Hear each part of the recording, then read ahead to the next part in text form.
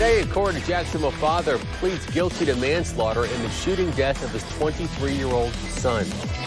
Otis Anderson Jr. accepted a plea deal in a Duval County courtroom this morning. It's been 2 years since the fatal shooting of his son, former University of Central Florida and University Christian football star Otis Anderson Jr. Anderson Sr.'s wife was also shot. She survived. News for Jax reporter Marilyn Parker joining us live from the courthouse. Marilyn, Anderson Sr.'s wife and other family were there in court today.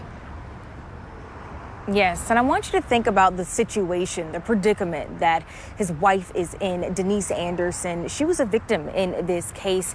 She lost her 23-year-old son, and now her husband will serve 12 years in prison for the crime.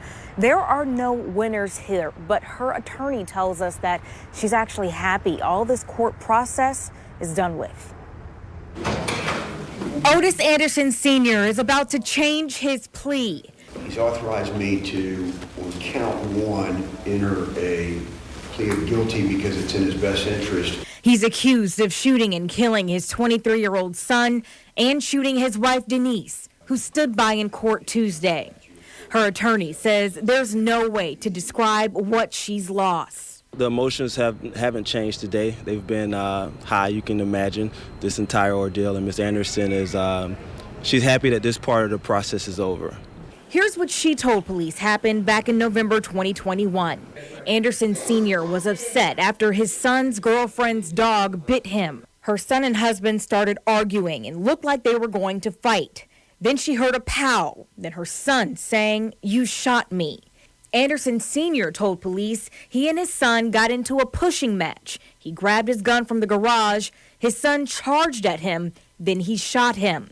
He told police his son never disrespected him before this incident, that if he could do it again, he would take the black eye. And he said multiple times he had the right to defend himself. Mr. Anderson, raise your right hand. No family wanted to speak in court, but this plea comes as a relief. Why did we come to make that decision ultimately? Well, I think that Ms. Anderson reliving moments and things of that sort would not be in the best interest of her or her family moving forward with this grieving process. Had they gone to trial or even a sentencing hearing, there's a chance this mother and wife would have had to choose between her son and husband.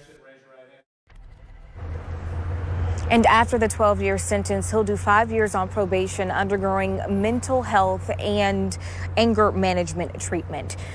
The attorney also wanted me to mention how, while everyone has their own interpretation of how this situation went about, keep in mind we were not there. We don't walk in this family's shoes and understand that nothing about this entire process was easy for them.